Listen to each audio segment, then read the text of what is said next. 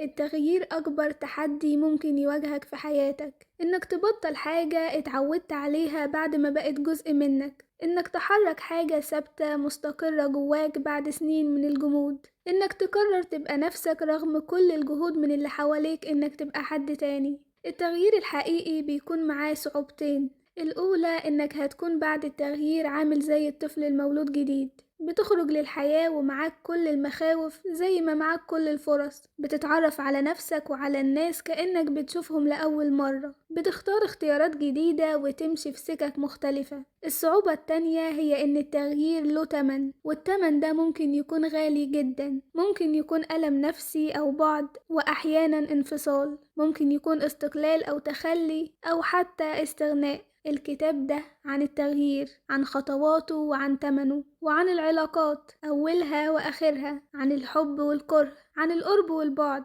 عن الوحدة والونس. الكتاب ده عن احتياجاتك ومخاوفك وحقوقك، عن قراراتك اللي أخدتها زمان وقراراتك اللي هتاخدها دلوقت. جهز قلبك وروحك وعقلك علشان تقابل نفسك كما لم تعرفها من قبل.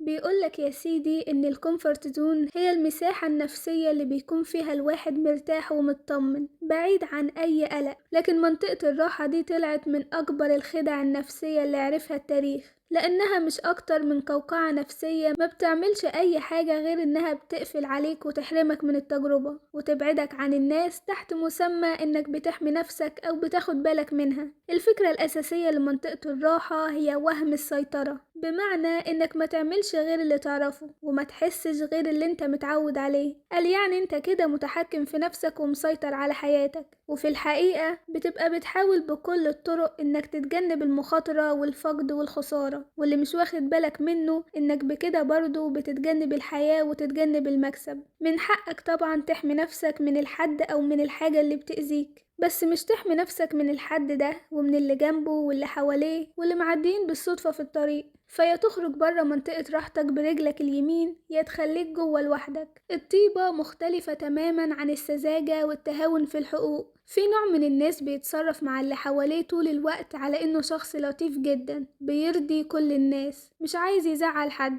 بيتكسف يقول لأ وبيخاف يعترض او يزهق او يغضب، وبيخاف ان ده يبان عليه. دايما بيحاول يتجنب المشاكل، وساعات كتير بيقدم احتياجات الناس على احتياجاته هو شخصيا، مهما كان جواه مشاعر إنسانية عادية واحتياجات بشرية ما فيهاش نقاش. الشخص ده اتعود من صغره يفضل الطفل اللطيف المسالم المبتسم اللي مش بيشتكي، ورغم ان دي حاجة شكلها حلو من بره، لكن الطفل ده بيعمل كده على حساب نفسه، بيكتم مشاعره جواه لسنين طويلة وهي اصلا من حقه، لكن اهله وصلوا له وهو صغير ان مش مسموح يعبر عنها، مشاعر زي الكره والغضب والملل والرفض، فتعلم انه ما يعبرش عن مشاعره الحقيقية علشان يتجنب المشاكل اللي ممكن تحصل له او تحصل بسببه. شايلوه مسؤولية هو اصلا ملوش علاقة بيها، وهي ان اللي حواليه لازم يبقوا راضيين ومبسوطين منه، ولو ده ما حصلش يتحمل هو المسؤولية والعقاب طبعا. لكن من حقك دلوقتي تعبر عن اللي جواك زي ما هو، من حقك تظهري اللي جواكي زي ما هو، من حقك تحب أو تكره، من حقك تفرحي أو تحزني، من حقك تزهق أو تمل، ومن حقك توافقي أو ترفضي، ومن حقكم ترسموا على وشوشكم نفس المشاعر اللي محفورة جواكم. من حقكم وبكل بساطة وبديهية إنكم تبقوا حقيقيين، مش لازم تكونوا لطفاء للدرجة دي. حل المشاكل والأمراض النفسية مش إنك تتخلص منها أو تستأصلها أو ترفضها، الحل إنك تقرب منها وتفهمها وتتصالح معاها.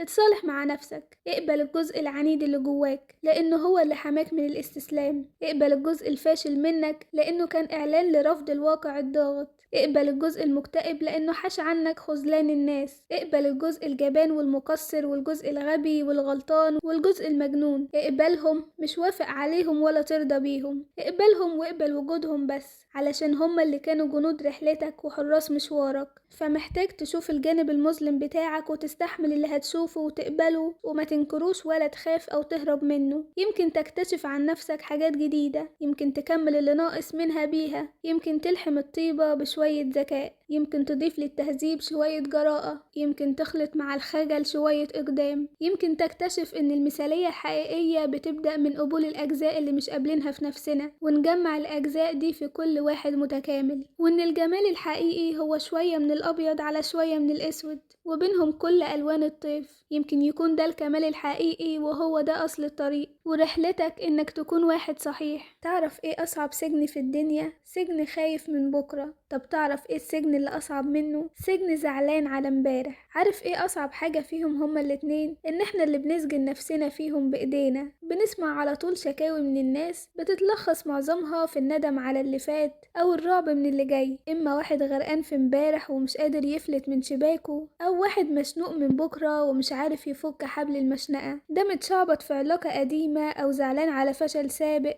أو ندمان على فرصة ضايعة، وده خايف من فقد الموجود أو ضياع المحسوب أو خسارة المكتسب. ولا ده عايش ولا ده عايش، بس الحقيقة هما الاتنين عايشين، بس مفيش حد فيهم على قيد الحياة. الاتنين بياكلوا ويشربوا ويتنفسوا، بس محدش فيهم حاسس بطعم الأكل ولا الشرب ولا النفس. ده عايش في حزن وده عايش في هم، والاتنين عايشين في غم. الانشغال بامبارح وبكرة بيضيع علينا النهاردة. احنا في الحقيقة مش بنملك في حياتنا غير هنا ودلوقت. مفيش في ايدينا غير اللحظة دي في المكان ده. اللي فات انتهى حتى لو ساب أثر أو جرح، واللي جاي في ايد ربنا ما نعرفش هنشوفه أصلا ولا لأ. حياتك مركزة في الثانية دي اللي هتروح ومش هترجع تاني. ليه تهرب من هنا ودلوقتي في امبارح وبكرة؟ يعني ما نفتكرش اللي فات؟ لا طبعا نفتكره، بس نتعلم منه من غير ما نسجن نفسنا فيه. يعني ما نعملش حساب اللي جاي. مين قال كده؟ نعمل حسابه طبعا ونخطط له، بس برضه من غير ما نسجن نفسنا فيه. عايزك دلوقتي تغمض عينيك وتاخد نفس على مهلك، وتحس بالهوا وهو داخل وخارج. حس بجسمك، بعضلاتك،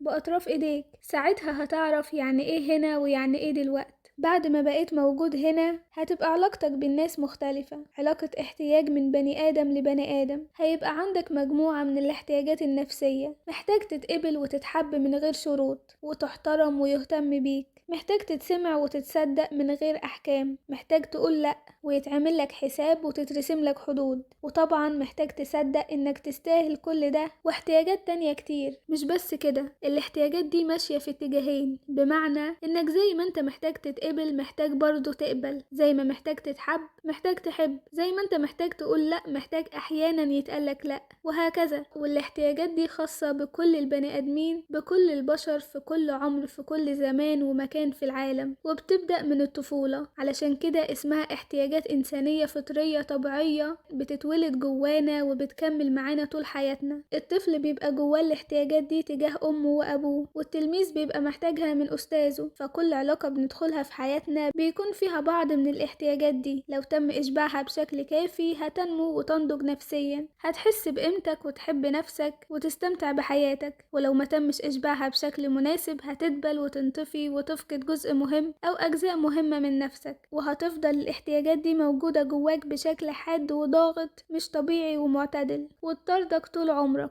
علشان كده مهم تعرف انت محتاج ايه في كل علاقة، وهل احتياجاتك دي مسددة ولا لا. لو كانت مسددة يبقى عظيم وجميل وتمام، ولو ما كانتش يبقى هنقف وقفة ونشوف هنعمل ايه. تعالى بقى نرسم خريطة من 4 خطوات. الخطوة الأولى، أنا محتاج. اسأل نفسك بصراحة، هو أنا دلوقتي في العلاقة دي محتاج ايه؟ وهل الاحتياج ده مشبع ولا لا؟ من أول علاقتك بأبوك وأمك لغاية علاقتك بزوجتك أو زوجك. محتاج تتقبل من غير شروط؟ طب هو أنت مقبول من غير شروط فعلا؟ محتاج تتحب؟ طب هو الطرف التاني بيحبك زي ما أنت؟ طب محتاج تصدق إنك تستاهل وتتقبل وتتحب وتنجح وتفرح؟ طب هو أنت مصدق فعلا إنك تستاهل ده؟ محتاج ترسم لنفسك حدود محدش يعديها؟ طب هو أنت عملت الحدود دي فعلا، ولا سايب اللي رايح يأذي واللي جاي يجرح؟ محتاج تقول لأ لو كان حد بيأذيك أو بيشوهك أو بيطفيك. طب هو أنت بتقولها؟ طبعا مش مطلوب إشباع كل الاحتياجات دي بنفس القدر في كل أنواع العلاقات. يعني في علاقات الشغل محتاج أكتر إنك تحترم ويبقى لك حدود. في علاقات الحب محتاج أكتر تتحب وتتشاف وتتقبل.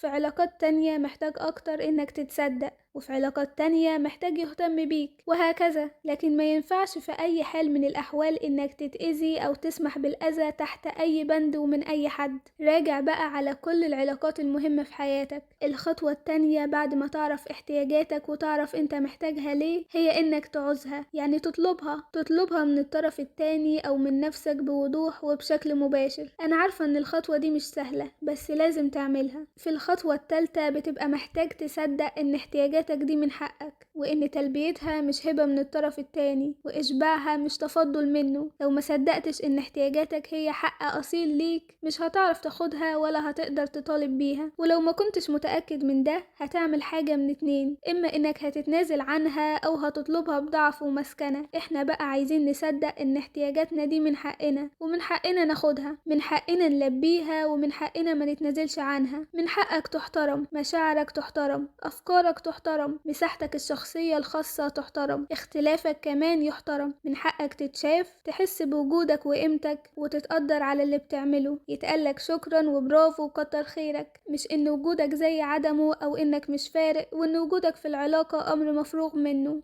ما ينفعش تسمح لحد يلومك أو يحسسك بالذنب على حاجة انت ملكش يد فيها. برضو من حقك ان محدش يزرع جواك اي افكار او مشاعر مش تبعك. يزهق يبقى عايزك تزهق، يغضب ويستنى منك تغضب، يضحي ويطلب منك التضحية. ما ينفعش حد يشيلك شيلة مش شيلتك، ولا حد يشوف فيك نفسه أو يفرض عليك وجوده. من حقك تقول لأ عند اللزوم لكل حد بيحاول يأذيك بأي شكل أو يظلمك بأي طريقة أو يضغط عليك بأي درجة. وقبل كل دول من حقك تتقبل زي ما انت، من غير ما تغير نفسك علشان حد، ولا تفصل نفسك على مقاس حد، ولا تشوه نفسك لحساب حد. وهنا هتيجي المشكلة، مشكلة التمن. مش انت شايف ان ده من حقك؟ مش انت شايفة ان دي حقوقك؟ طب ادفع التمن بقى. التمن ممكن يكون وحدة، ممكن يكون فقد، ممكن يكون صعوبة نفسية أو اجتماعية أو مادية، بس الحقيقة كل ده أرحم من إن التمن يكون نفسك. وصلنا للخطوة الأخيرة في طريقك لنفسك، وهي محطة القرار. بعد ما عرفت احتياجاتك واكتشفت مخاوفك وقبلتها وصدقت إن تلبية احتياجاتك هو حق أصيل ليك، آن الأوان إنك تختار وتقرر هتمشي في أي اتجاه. هتمشي في نفس اتجاهك القديم، اتجاه إنكار الاحتياجات والاستسلام للمخاوف والتنازل عن الحقوق في أي علاقة، ولا هتحفر بإيدك طريق جديد تاخد فيه احتياجاتك وتقبل فيه مخاوفك وتنتزع فيه حقوقك النفسية المهدرة؟ تفتكر ده هيبقى مخاطرة؟ طبعا، ما هو التغيير مخاطرة، بس مخاطرة في اتجاه الحياة. في هنا 20 قرار ممكن يغيروا حياتك ويبدلوا نوعية وجودك. مش لازم تقررهم كلهم دلوقت، ومش مطلوب منك تنفذهم فورا. كل المطلوب منك هو الوعي بيهم والصبر على نفسك.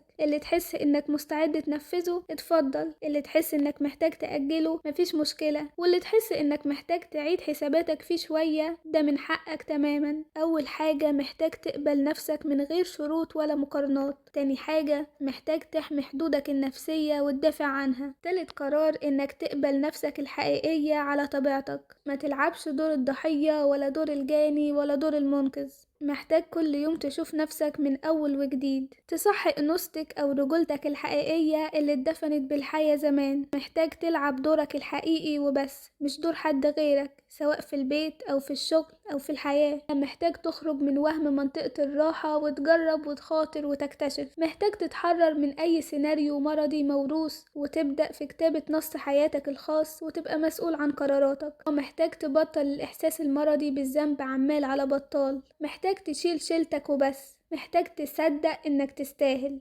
محتاج تتصالح مع جسمك وتقبله وتحبه زي ما هو وتحترمه. محتاج تخلي جوازك حقيقي من بني آدم حقيقي. محتاج تقول لأ اللي تكبرك وتوصل لرسالة إيجابية. محتاج تسمح لنفسك تفرح من قلبك. محتاج تقبل موت وفقد اللي راحوا. محتاج تقرر تتولد من جديد وما تسمحش لحد يموتك بالحياة تاني. محتاج تتحمل مسؤولية الوعي ده والاختيارات اللي اخترتها. القرار ال20 والأخير، محتاج تقبل وجودك الجديد وتفرح بيه وتفتخر بيه. ودلوقتي أقدر أقولك مبروك عليك نفسك.